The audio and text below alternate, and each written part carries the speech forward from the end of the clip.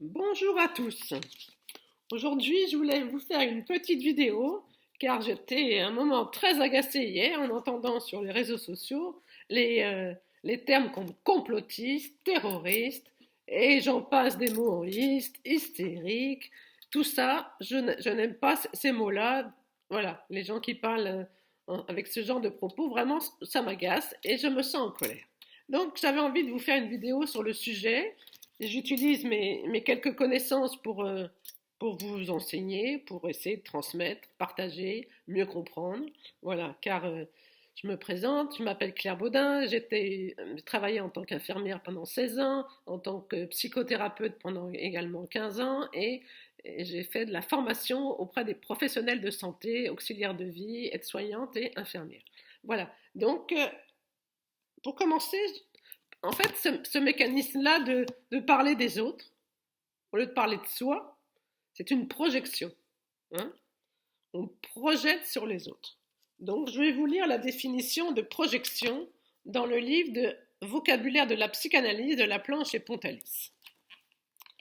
La projection, c'est un terme utilisé dans un sens très général en neurophysiologie et en psychologie pour désigner l'opération par laquelle un fait neurologique ou psychologique est déplacé et localisé à l'extérieur, soit en passant du centre à la périphérie, soit du sujet à l'objet.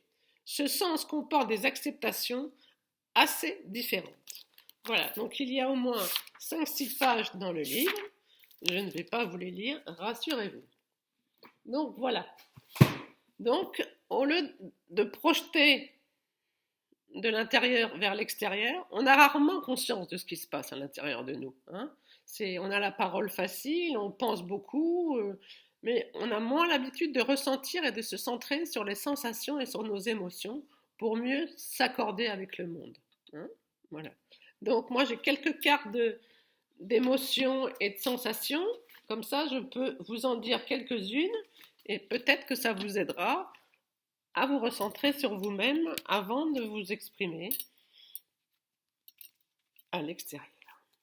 Alors, je me sens plein d'amour, je me sens apeuré, je me sens choqué, je me sens soulagé, je me sens agacé, je me sens sereine, je me sens hilare, je me sens triste, je me sens confuse. On se rapproche encore plus de soi, on a le domaine des sensations. Donc là, c'est vraiment le corps.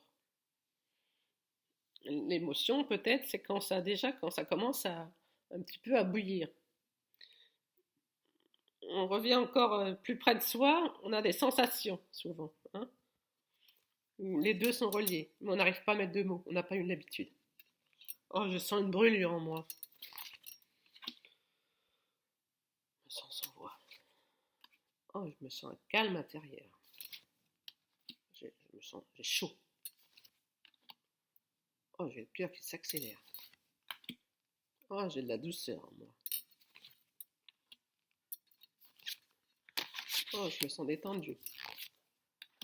Je me sens étourdi. Je me sens en expansion. Moi, quand mon besoin d'expression est satisfait, je me sens en expansion. J'ai froid. Je ne sais pas. J'ai la gorge serrée. Voilà, ça c'est des exemples de sensations. Alors, tout ça, ça parle de nos besoins. Les besoins, c'est une énergie de vie. On a besoin de prendre l'air, on a besoin de manger, on a besoin de faire pipi.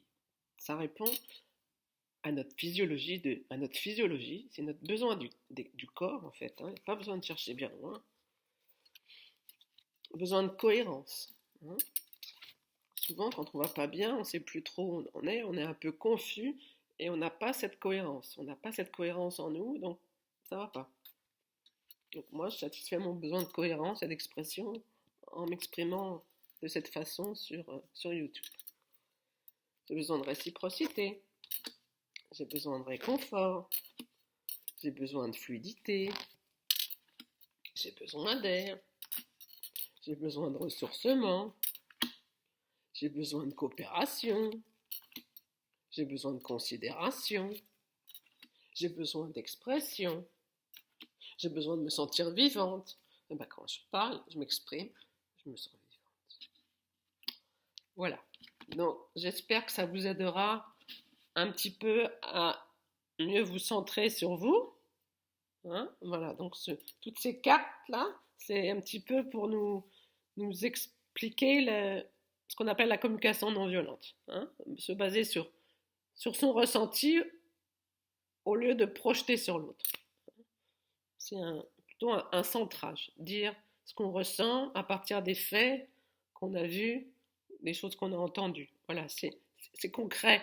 Et à partir de là, on peut créer une connexion avec l'autre à partir du concret, à partir d'une émotion, à partir d'une sensation.